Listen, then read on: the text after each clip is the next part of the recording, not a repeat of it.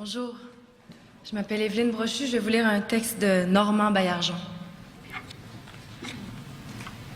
C'était demain. Montréal, juin 2078. Raconte-nous encore comment c'est arrivé. En ces années-là, qui furent celles de ma jeunesse, des voix commencèrent à s'élever. Ces voix disaient « Le temps presse ». Elles disaient encore « Ils ne peuvent pas expliquer l'inexplicable. Il ne faut pas permettre qu'on cherche à justifier l'injustifiable. Il ne faut plus, il ne faut pas, il ne faut jamais plus tolérer l'intolérable. » Des voix qui répétaient « Le temps presse ». Ces voix lançaient aussi des cris qui étaient de sombres présages. Sitôt la guerre froide finie, comme pour multiplier ce qui nous divise, ils ont entrepris de réchauffer la terre. Mais tôt ou tard, elle va nous présenter l'addition et notre compte sera bon.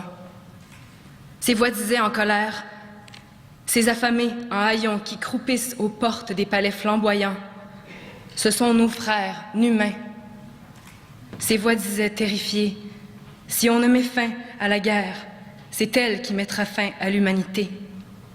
Ces voix disaient lucidement, calmement, ils nous mentent. Ils nous divisent, nous embauchent, nous débauchent, nous font chômer, nous rembauchent. Mais une autre vie est possible. Nous ne sommes rien. Soyons tout. Ces voix disaient le pain et les roses. Et c'est ainsi que nous avons commencé à nous parler les uns et les unes aux autres et à voir par-delà les mensonges. Peu à peu, d'étranges et nouveaux désirs sont nés chez les endeuillés de rêves et les orphelins d'avenir que nous étions. Oh, bien sûr, ce ne fut pas facile de nous arracher à tous ces liens de l'habitude, de l'hébétude, du confort triste et des sordides indifférences qui nous attachaient à tout, sauf les unes et les uns aux autres.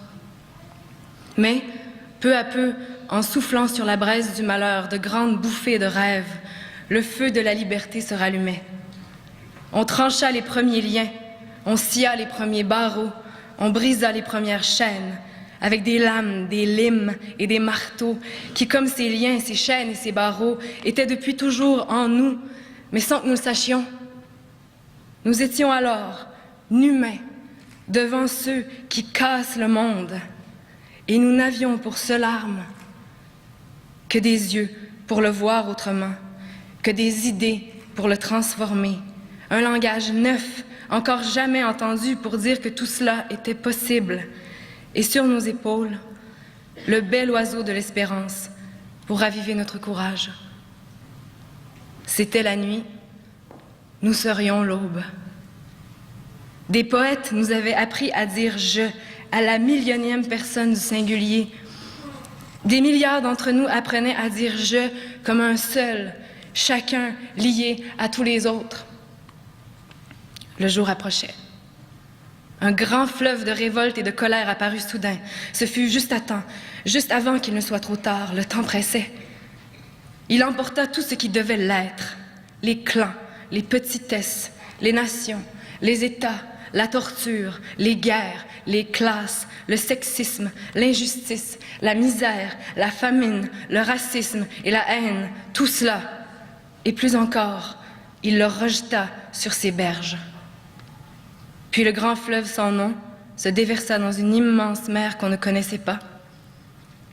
On l'appela l'humanité, et tout redevint possible. Merci.